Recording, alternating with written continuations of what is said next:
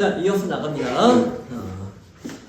두 번째 작품, 지금 김유정의 만무방이라는 작품. 만무방이 무슨 뜻인지 혹시 알아요?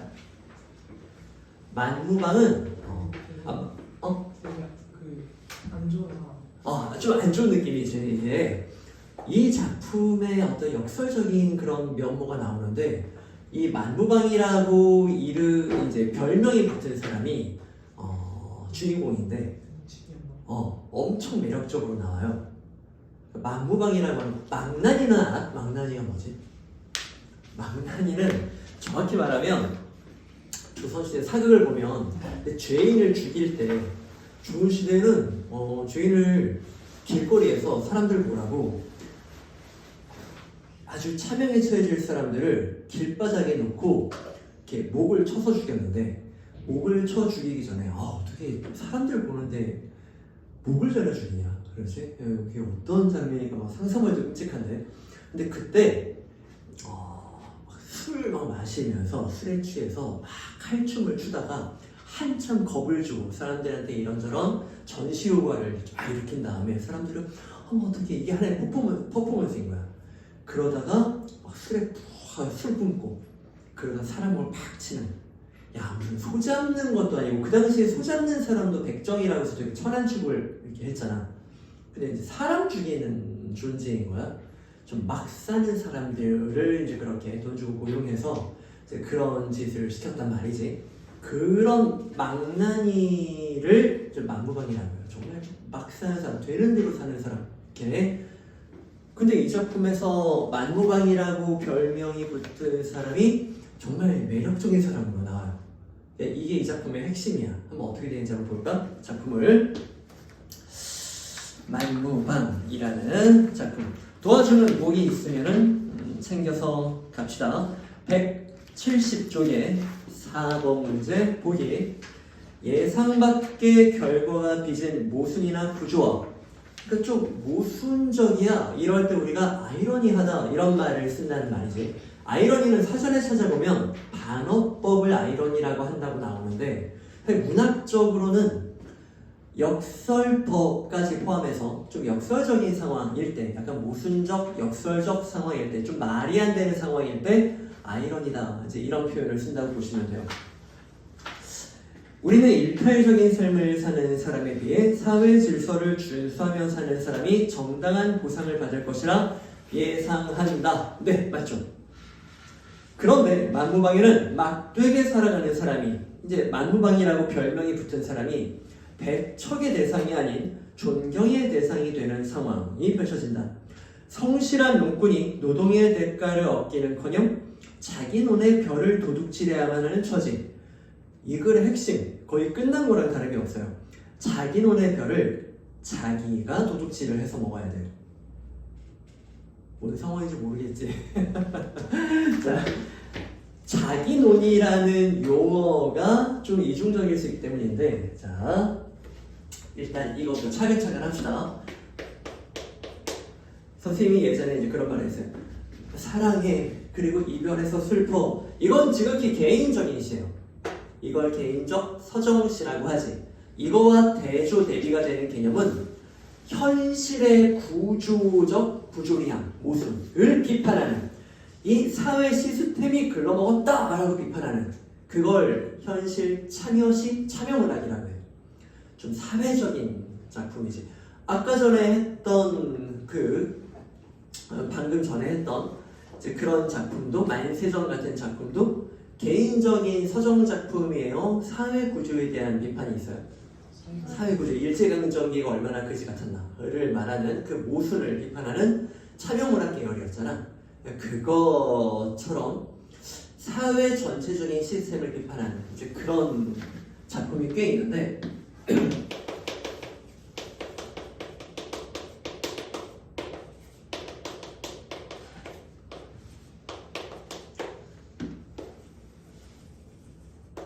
그러니까 부정적 상황과 부정적 현실의 모순을 비판, 이건 다른 선택지인 거예요.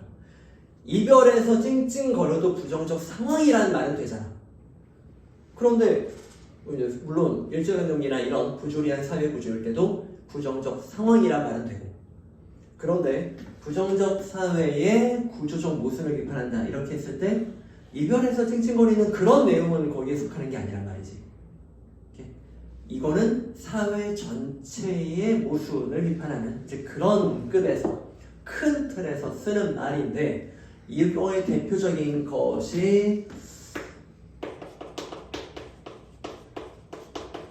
권력자의 억압과 착취와 폭력 이런 게 좀 많이 있고요. 이거 조선시대 탕관놀이라든지 나쁜 이제 그런 착취를 잘하는 그런 관리 그리고 방금 봤던 일제강점기도 그렇고요.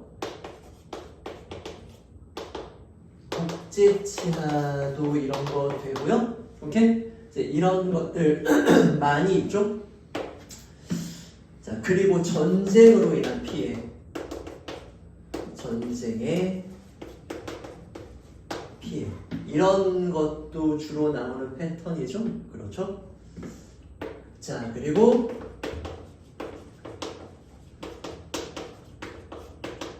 산업화 도시화해서 편리한 거 모르는 사람은 없어. 그걸 작품으로 쓰는 사람도 없어. 오케이?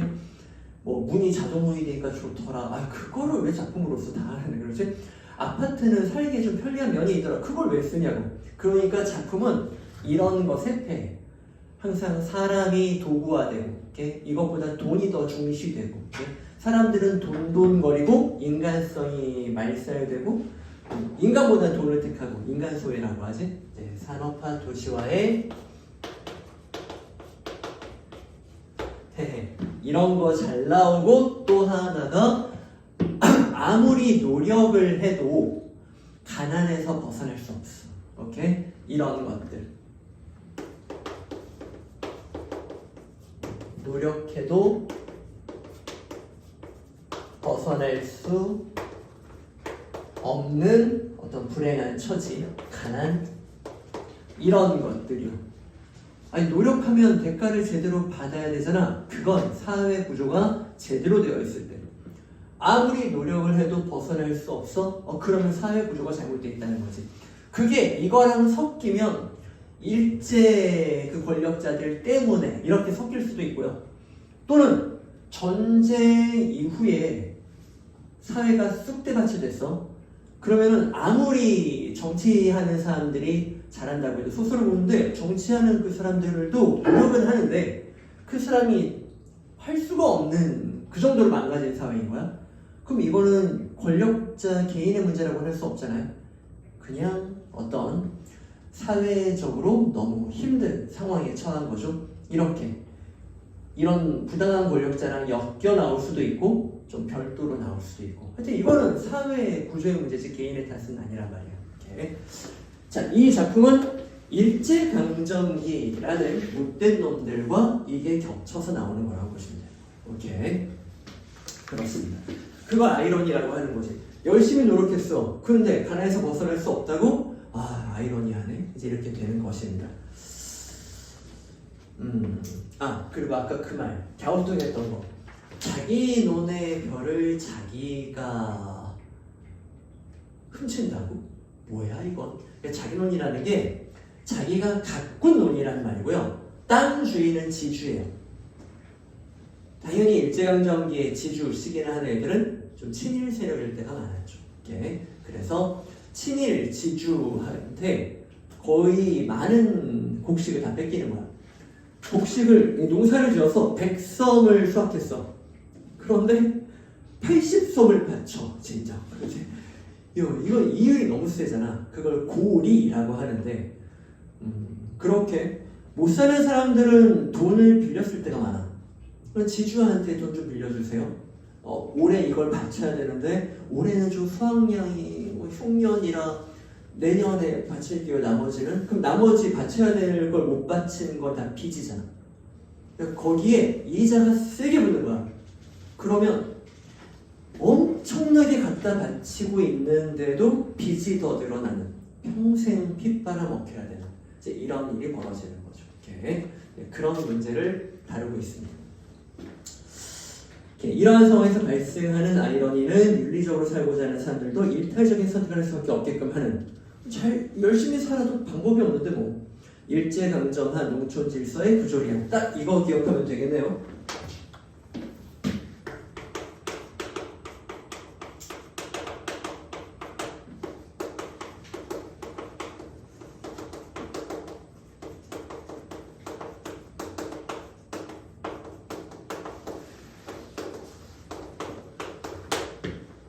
일제강점기 농촌의 사회 구조적 부조리, 모순을 고발, 비판하는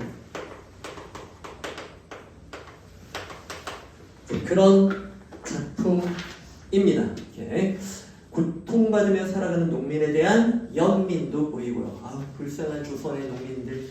자, 이거 파악하면 이 작품은 좋은 작품이고 출제가 될 것 같기도 하지만 어렵지는 않습니다. 갑니다. 응칠이는 모든 사람이 저에게 그 어떤 경의를 갖고 대하는 것을 가끔 느끼고 어깨가 으쓱거린다. 응칠이란 인물이 나와요.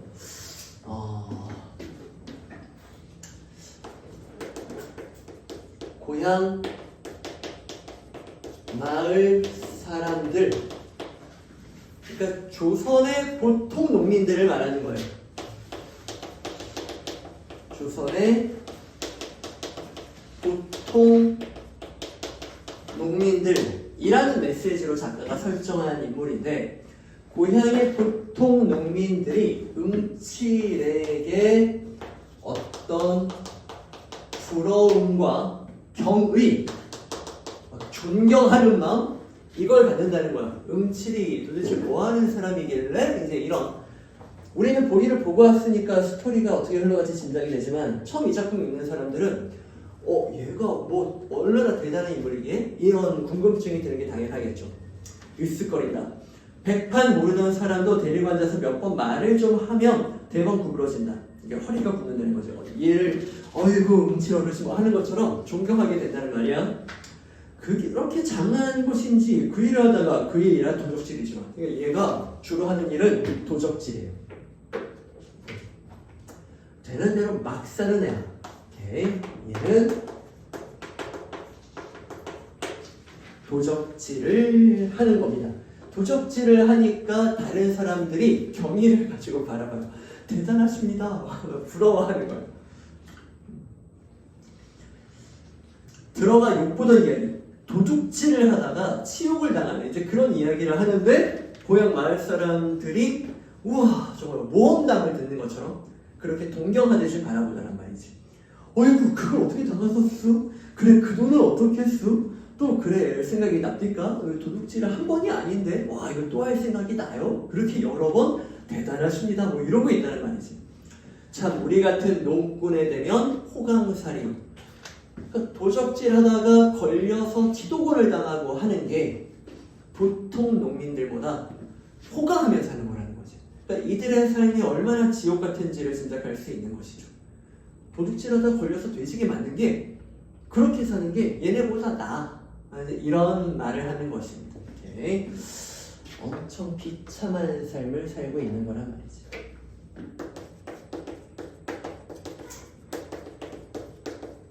이 지문에는 안 나오는데 이 작품이 나오면은 이 앞부분 그 포인트가 나올 수도 있는 게, 응칠의 과거사가 나오는 장면이 있어요.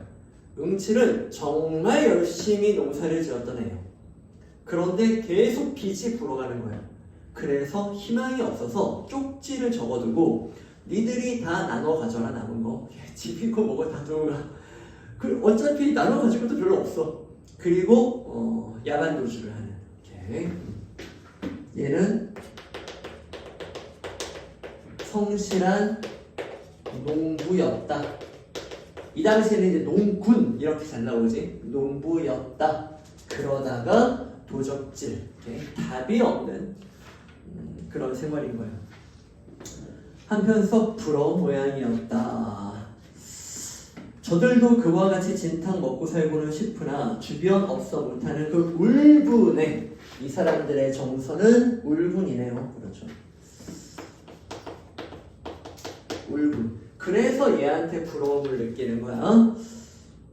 그런 이야기만 들어도 다소 위안. 응칠의 삶에서 정말 되는 대로 막 사는 것이 여기에서 위안을 얻는 거예요.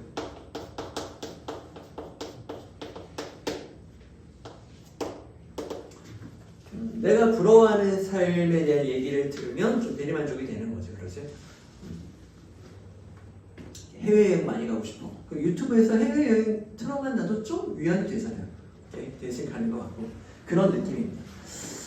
그리고 속없이 술을 사주고 담배를 사주고 하는 거야. 기억에서 자네들은 아직 멀었어. 이거는 응칠이 좀 우쭐대는 거죠. 자네들은 아직 멀었어. 내 경지가 되려면 도적질을 하는 것을 이렇게 자랑하고 과시합니다. A파트. 그런데 이번 별을 훔쳐간 놈은 응칠이를 마구 넘보는 모양이다. 응칠의 도둑질에 육박하는 도둑놈이 나타난 것 같다. 이제 이런 말인 거죠. 이번 별을 훔쳐간 놈. 이번 사건에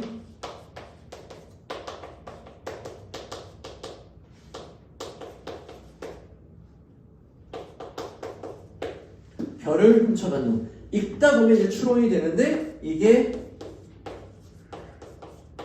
응호의 별을 훔쳐간 놈이에요. 읽다 보면은 응호가 이제 응칠의 동생이야. 얘는 야간 도주에서 막 살고요. 동생이 보고 싶어서, 그러니까 얘는 도적질을 하고 막 사는데 마구마구 망나니처럼 사는데 얘가 이제 만무방이야. 만무방 으로 사는데 노름도 잘하고요. 사람 치는 것도 잘하고요. 근데 성실한 용군이었는데 이렇게 된 거야. 그런데 되게 따뜻한 속정이 있는 인간미가 있고 정이 있는 인물로 나와요. 이런 착한 사람이 이따위로 살 수밖에 없도록 사회가 일제강점기가 내몬 거예요. 그러니까 동생 보고 싶어서 들른 거야. 동생 보고 싶어서 들른 김에 마을 사람들한테 자기 무용담처럼 도적질한 걸 말하고 마을 사람들은 도적질하다가 두들겨 맞은 것조차도 동경의 대상이고 자기들은 더 비참하니까 그렇게 하고 있고 그런데 갑자기 동생 눈에 벼가 없어지기 시작하는 거예요. 그 전에 또 어떤 포인트가 출제 가능하냐면 아까 전에 이것도 좀 기억하라고 말을 했고요. 동생 응호는 모범 청년이었고 아주 성실한 농부입니다. 동생 응호는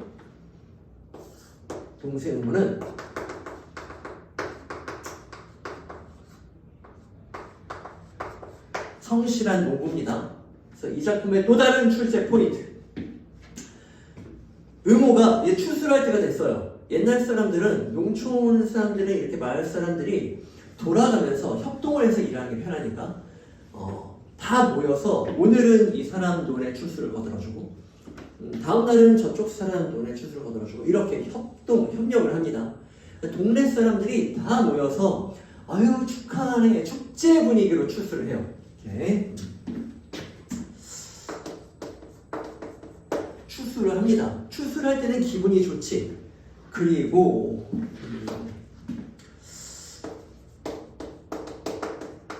풍성하게 수확을 하는데 여기에서 지주한테 바칠 것들을 다 이제 뭐 마름이나 지주 비서 같은 존재들이죠. 걔네가 다 가져가요. 이렇게 지주에게 친일 지주라고 봐도 되고요. 지주에게 농촌사회에서 권력자죠. 바치고 남은 것이 없어요.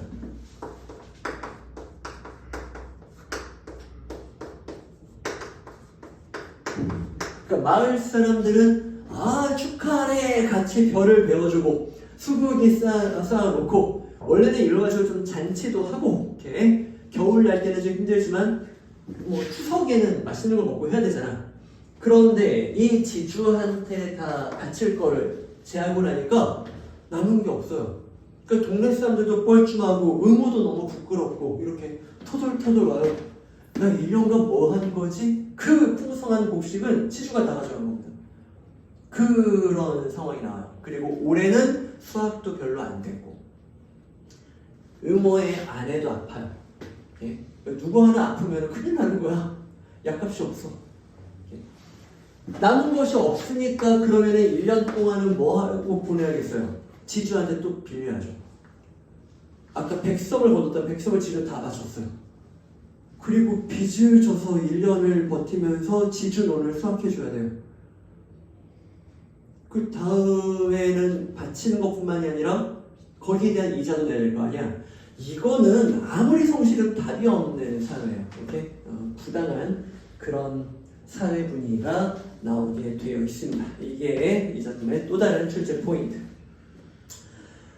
이번에 벼름천음은 응칠마구 넘보는 모양이다. 그리고 니은 그는 물풀의 몽둥이를 벗삼아 논두끼를 들어서 산으로 올라가다. 직접 도둑을 잡으려고 가는 거예요. 이렇게 직접 도둑을. 내 동생 돈에 벼를 훔쳐간 놈이 있어?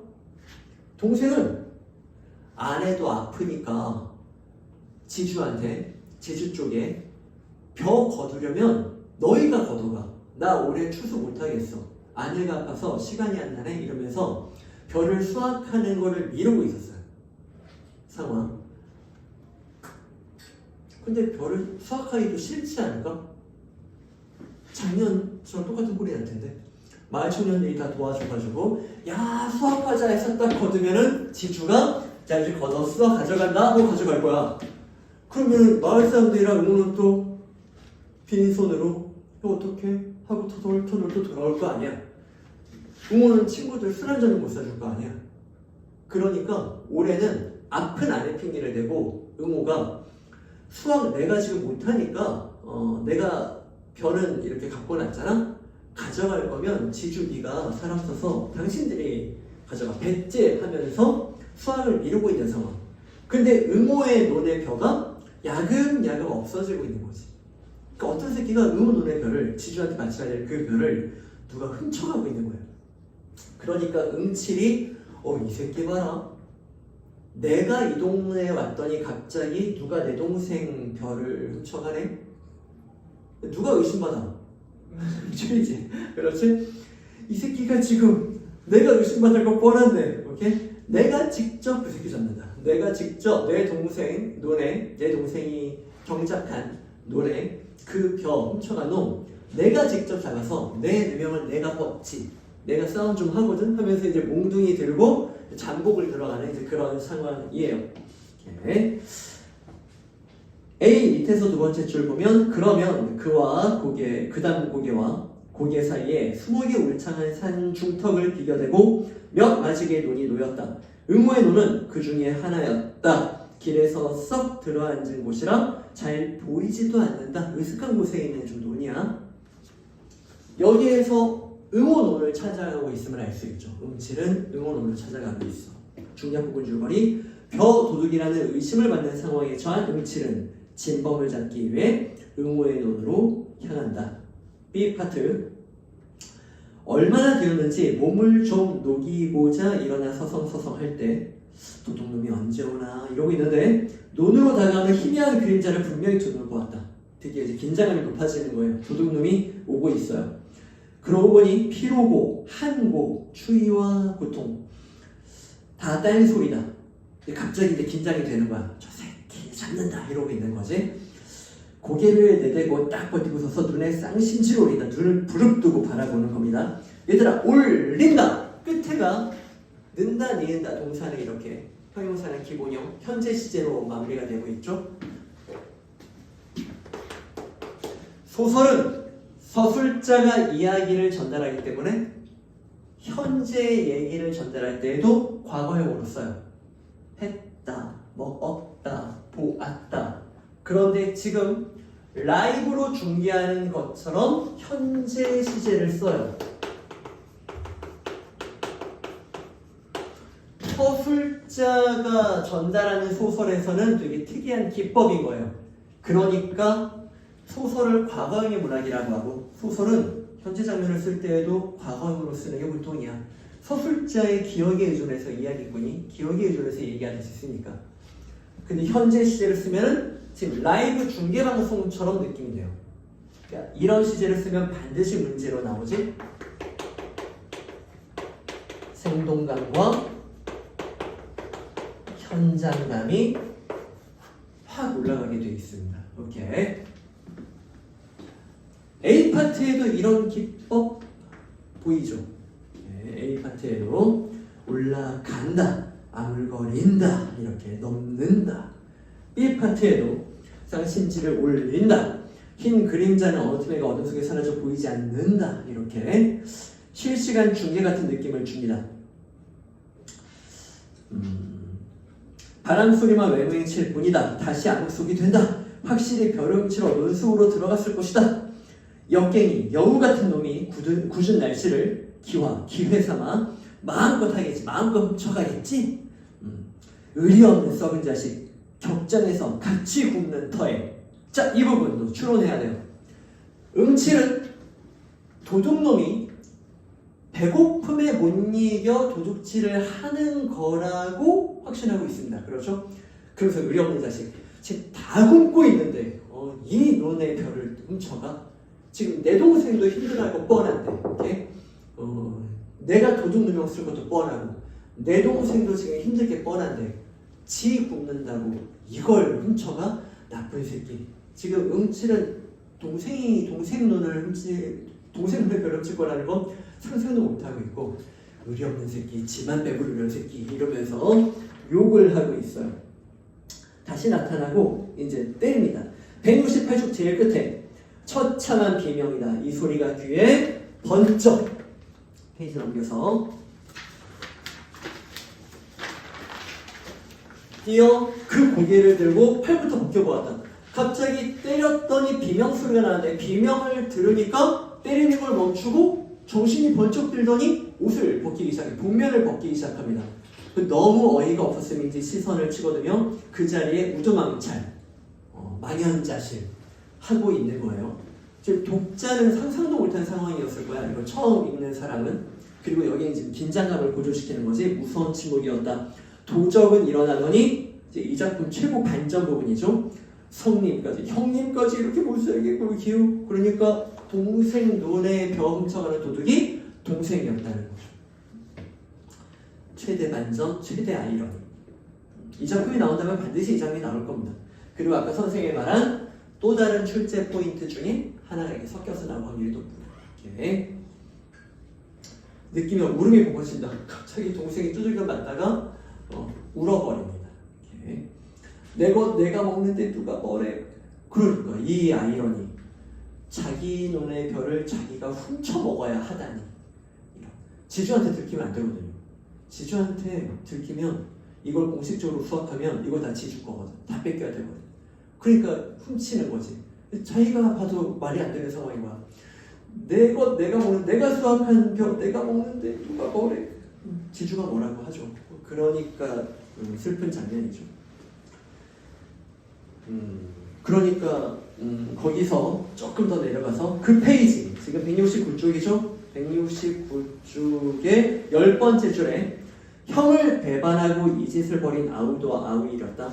형은 약간의 배신감이 드는 겁니다. 형은 동생한테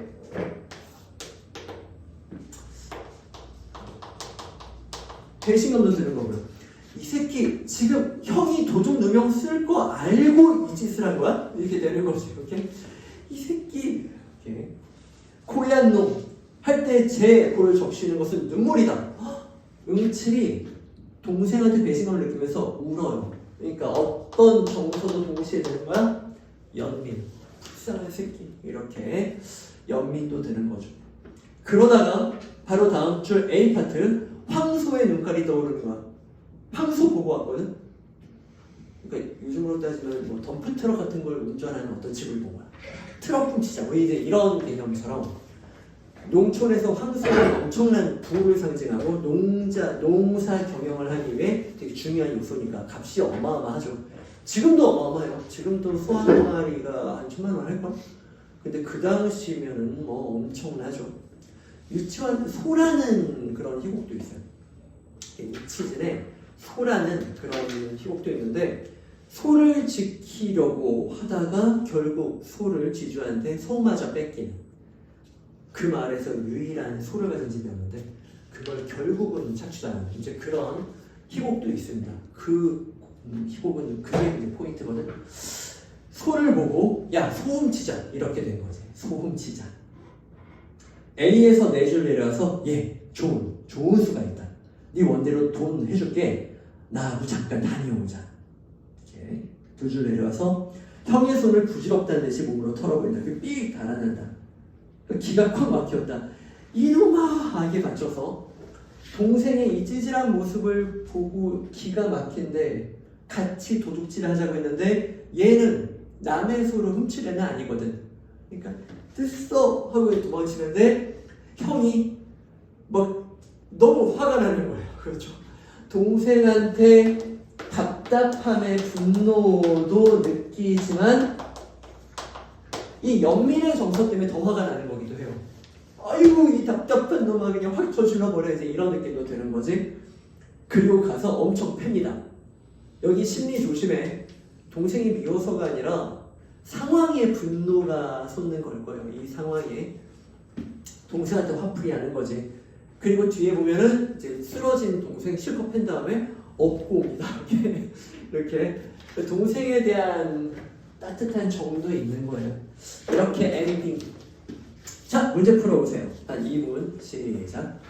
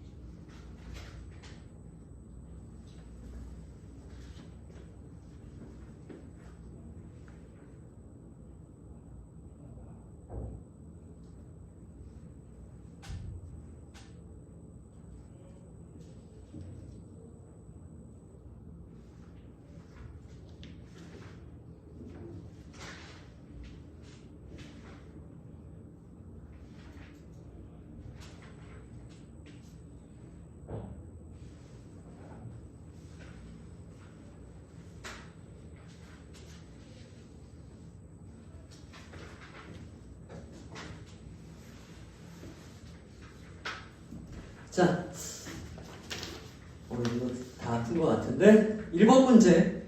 이거 1번 선지 보고 툭툭 확인한 다음에 바로 답이 나와야 되죠. 아까 언급했던 1번 답은 1번. 그러니까 이렇게 3분의 1에서 절반의 문제는 1, 2번에서 확실하게 답이 나오게 해줍니다. 그러니까 이런 것들은 뒤를 안 봐도 될 정도의 확신을 가져야 제 시간에 풀 수가 있는 거예요. 1번 답은 1번. 뒤는 이렇게 보지 않고 넘어갈 수 있어야 되죠. 1번에 3번 선지의 역순행적은 어떨 때 쓰는 거죠? 시간 순서가 거꾸로. 그렇지. 서술의 시간 순서가 거꾸로 돼 있을 때. 그러니까 앞장면의 시간대보다 더 전인데 그 다음에 서술이 돼 있다면 그걸 역순행적, 역전적 구성 이렇게 보통 말을 할 수 있습니다. 2번 문제 답은 4번. 어떤 함정 패턴인지 알겠지? 그냥 허탈감 하면은 오케이 하는 애들이 있을 거거든. 그러니까 문장 성분을 놓치는지를 보는 거예요. 뭐에 대한 허탈감이 한 세트야? 손쉽게 제압당한 것에 허탈감 이렇게 되잖아. 그러니까 얘가 너무 약해서 허탈한 게 아니라 동생 눈에 도둑을 잡으려고 했더니 그 범인이 동생이야. 이 상황이 너무 어이없었던 거지. 상황이 어이없었던 거지. 동생이 손쉽게 제압당한 게 너무 약한 게 허탈한 게 아니란 말이지. 3번 문제 답은? 5번. 그렇지. 그 부분 아까 안 읽고 쑥 넘어가가지고 혹시 찾을 사람이 있을까봐 시간을 조금 더 준 건데 A에서 한 4줄 올라가면 이런 이까지 걸 이렇게까지 해가려는 그 심정은 신뢰할 수 없다. 그러니까 동생이 훔쳐가는 벼도 요만큼이었다는 거지. 그렇지? 훔칠 때 과감하게 확 훔쳐가는 것도 아니야. 그렇지? 칼짝칼짝 훔쳐가는 거야. 동생은 정말 성실한 애거든. 진원의 벼를 자기가 훔쳐가는 상황도 좀 우습지만 지주한테 갖춰야 되는 벼니까 그걸 훔칠 때에도 요만큼만 훔치는 거예요. 얘가 얼마나 좀 겁이 많은 애인지 알 수 있고 성실성도 알 수 있고 그래서 야 그거 말고 황소 훔치자. 그러니까 3번에 5번은 오케이. 4번 답은? 5번. 오케이? 이런 함정 조심하라고. 그러니까 뭐 사회 질서를 깨트린 이런 말이 어영부영 나왔다고 맞는 게 아니라 매를 맞는 장면은 처음에는 도둑인 줄 알고 때렸고 두 번째는 아니 그냥 확 저질러 버리자니까 어우 답답한 마음에 동생한테 화풀이를 하고 미안해서 이제 없고 그런 심리였던 거고 성실한 내가 질서를 깨뜨렸다 라는 것에 대한 거기에 대한 징벌 뭐 이런 게 아닌 겁니다. 오케이. 질문. 네, 현대소설 바로 이어서 좀 해볼게요. 최만식의 명일이란 작품 일단 한번 끊고 갑시다.